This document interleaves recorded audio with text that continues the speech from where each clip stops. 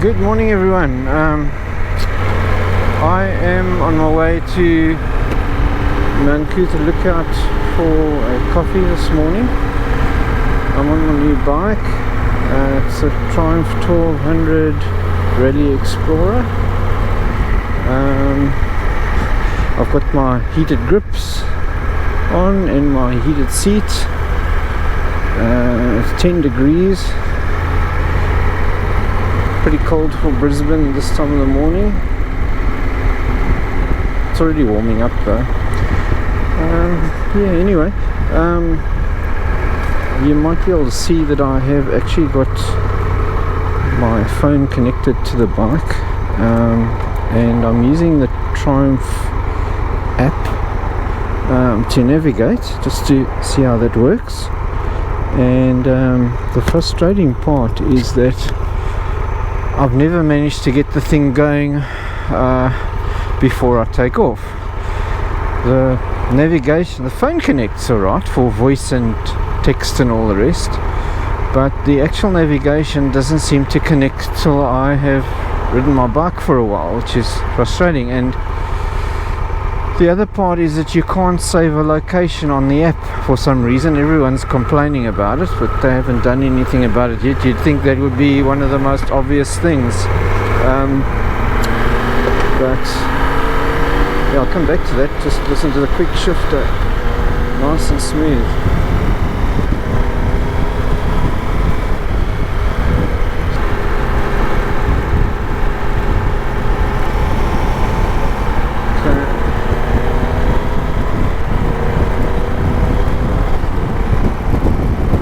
See the lane assist working on the right hand side there, showing me there's a car in my blind spot, so that's working well.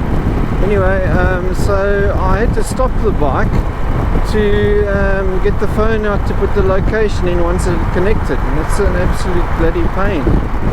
I haven't put my helmet on properly this morning.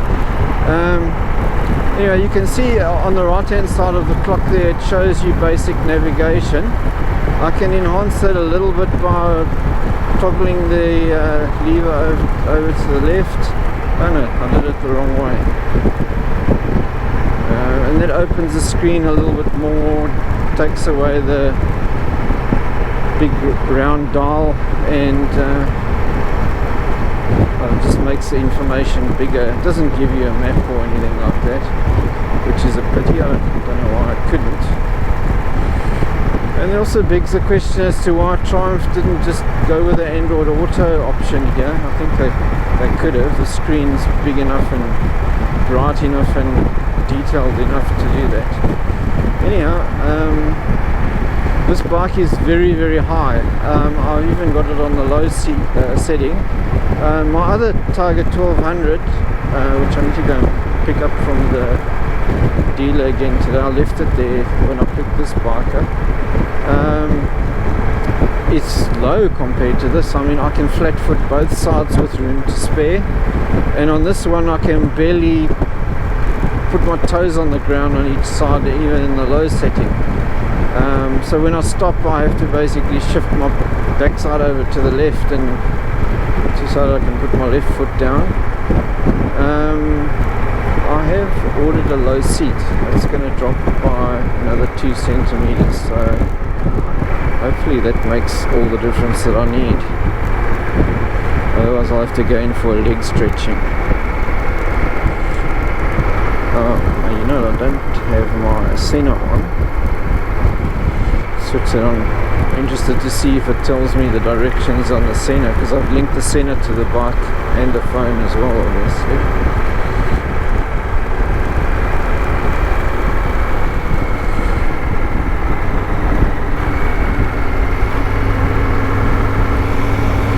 Still wanting to use the clutch to change the gears, so maybe I should use the clutch unless I'm wanting to race or anything like that, just so I don't forget how to use the clutch. Mind you, you've got to use the clutch for pulling off and stopping anyway.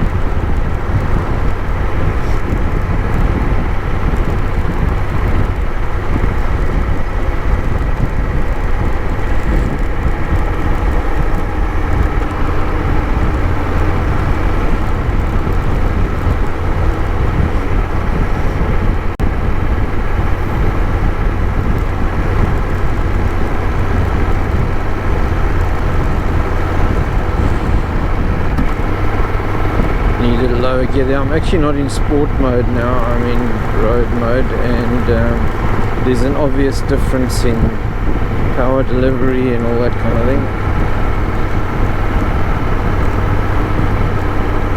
I'm trying road mode because I wanted to feel the softer suspension. Mind you, you can change the suspension for any mode anyway, make it whatever the hell you like.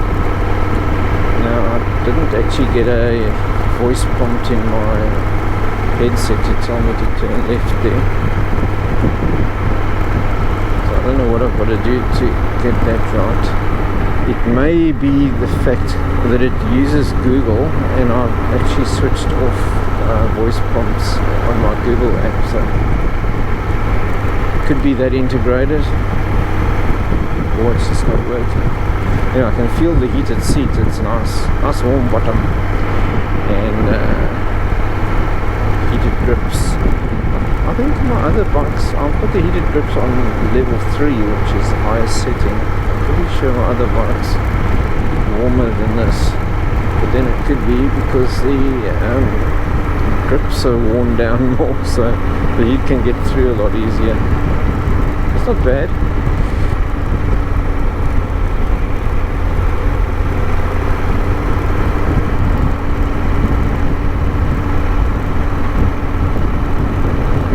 It's quite difficult to keep under 50, I must say, especially on a bike like this. So I'm a bit tired, so e-bikes come in handy.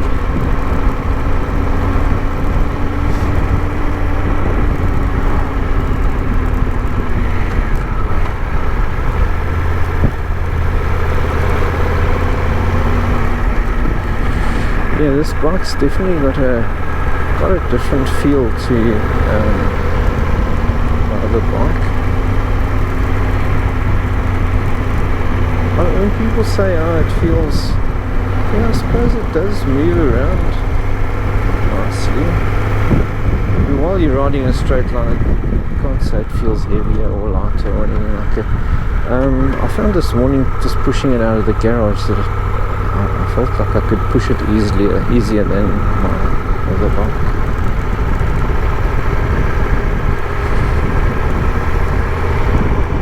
It doesn't feel, my other bike actually feels bigger when I'm sitting on it, even with this massive fuel tank. I don't know, it doesn't look to me like it's massive.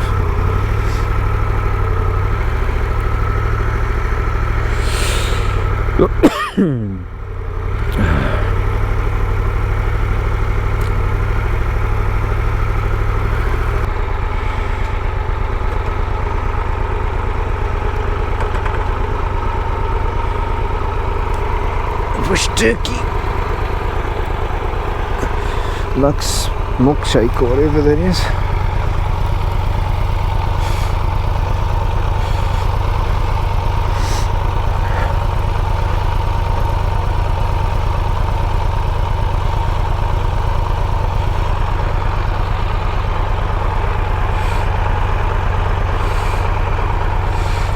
Okay, anyway, there's a good look at the bike.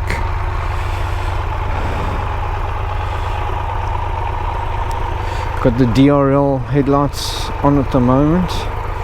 I think if you switch it on when it's dark, it comes on like that with the DRL's dimmed and the riding lights on. And then you've got your brights, your high beam, and then everything on.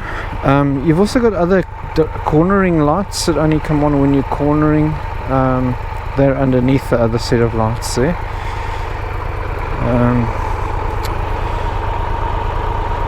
Yeah.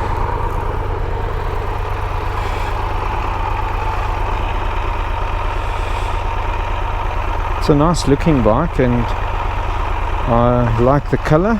I think this is the only one with a matte green. The white is gloss, but the green is matte. I'll have to see whether you need any special cleaning equipment to clean that without damaging the paint. You can't use normal waxes or anything like that, otherwise you turn it into a gloss, and that's not the point. Okay, I'm going for a coffee, switching off.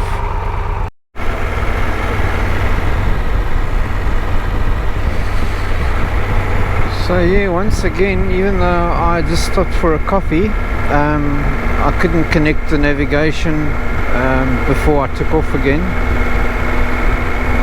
So I don't know what you got to do to, you switch the screen on and all the electronics come on, and then it says no, you need to start the bike. So you start the bike, it makes no difference, it still doesn't connect, and then it connects like a minute or two after you've taken off, and that's really no good at all, because it's too late by then. You've got the phone in under the back seat, tucked away. What do? You got to stop and set the directions again. It doesn't make any sense to me. It's absolutely unusable at the moment until they do something about it. Anyhow, just you can see there, I've actually got the fuel consumption figures on the screen now, so it's quite nice. I like that, because normally on my old bike you could either see your overall fuel consumption or your current fuel consumption, and here you can see both together, and I can see how many kilometers it's estimating that I've got left as well. So it's showing there that my average is 7 litres per 100 kilometers, which isn't really bad considering the riding that I've been doing since I got the bike. It's mostly been traffic, and well, the engine's not running yet either, so it can only get better. You also notice that the engine overheats very easily at this point, which is normal for a new engine. Everything's tight and needs to loosen up and lubricate and all the rest, so that's really not bad. And then on the old bike, 20 litre tank, you'd never see 334 k's left if you're using that much fuel, so I think I'm going to enjoy having the extra 10 litres of fuel. Still got my heated grips and my heated seat on. I never thought I'd enjoy the heated seat, but even in Brisbane it makes a difference. It's very nice actually. What would really be nice is if the Triumph app could let you tune what you see on the screen more. I mean, I wouldn't mind. For me, more information is always better, so I wouldn't mind if they actually did something to say, let's say I wanted to see 6 statistics on the bike instead of the 3 fuel ones that are there. Just make them smaller and add a few more, and then get to pick and choose what you want to see at any point in time through the app and change it through the app. That might be the best way of doing it, rather than using the buttons and toggles on the steering handlebars.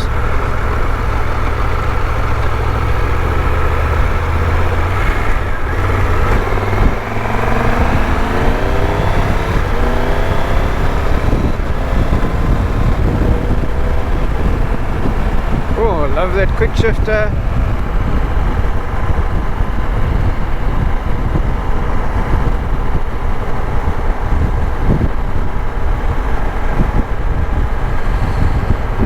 So under 5 litres per 100 kilometers at 82 in 6th gear, 4.3, that's not bad. Once it's worn in, it'll be even better. I'm expecting to get probably the same as what I had on my old bike, maybe slightly better. Hoping for about 4.2 litres per 100 k's on an open road. I was getting 4.4 on my bike. I think the BMW GS's get about 4, something like that anyway.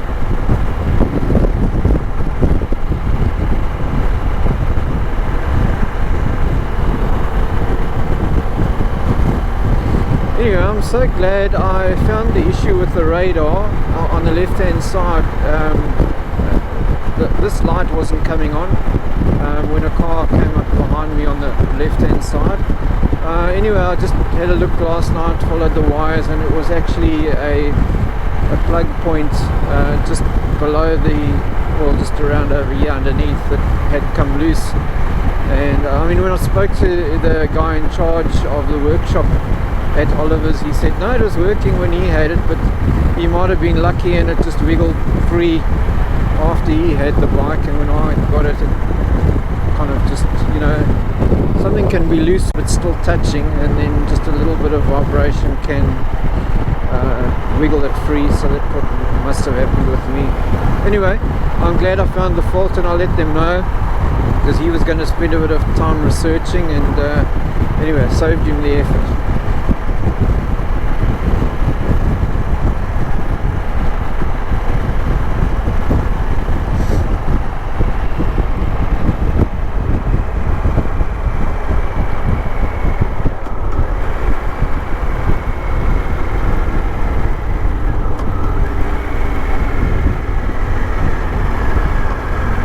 Shift my bum over to the left so I can put my foot down. This bike's really high, as I've mentioned before.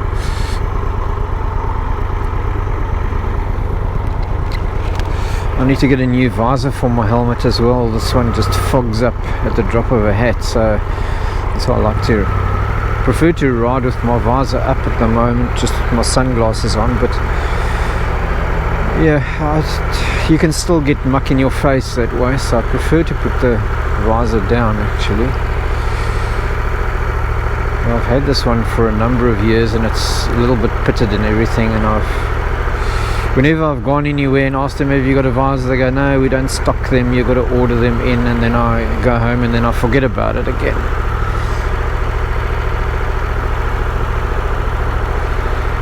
It would be great if there was one big superstore where you could buy everything motorcycle related, but there isn't. And that's why you end up shopping online, which is kind of sad in a way. I like going into stores and seeing different things.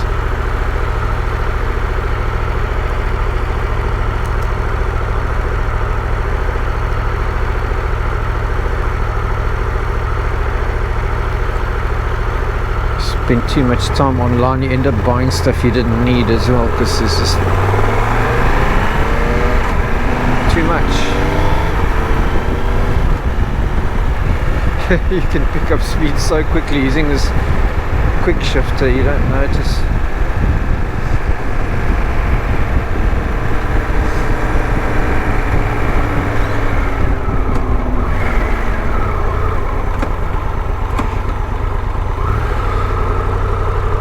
This bike does dive a little bit more than my older one when braking. But I'm guessing that's something that can actually be fixed in the software as well, because what they could do is kind of go, okay, you're braking, I'm going to add more, stiffen the suspension up while you're braking. And this suspension, I'm not sure if I heard correctly. I mean, I think it adjusts a couple of 100 times a second or something like that, or it can, I don't know. Might be completely wrong, but it should be fast enough to detect that you're braking and stiffen the suspension up in the front appropriately.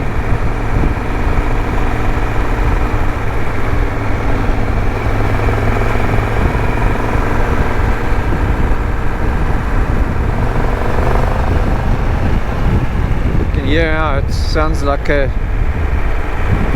twin cylinder, two-cylinder when it's at low revs and pulling hard, and then at higher revs it starts sounding like a triple again. And people say at even higher revs it sounds like a four-cylinder. I don't know when I'm going to experience that, but I certainly didn't hear that or notice that while I was on the freeway earlier. So with this indicator switch, I've noticed that if I just flick it quickly like I'm used to, it indicates 3 times and then stops. And to get it to indicate for a longer period of time, you've actually got to hold it for maybe a second or so. I've got it on auto cancelling as well, so what it does is once you've, I don't know if it, I mean it must know when if you've actually leant over and turned the corner with all the, it's got a 6-axis accelerometer,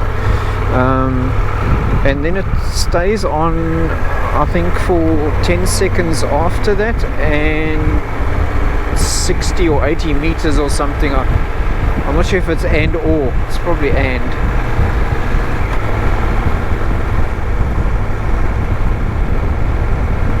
Anyway, it's good because you never ride along with the indicator going endlessly like some people do. You can switch that off, the auto cancel off, if you want. There are loads of options in the software. You can switch hill hold on and off, and the quick shifter on and off, and just about everything.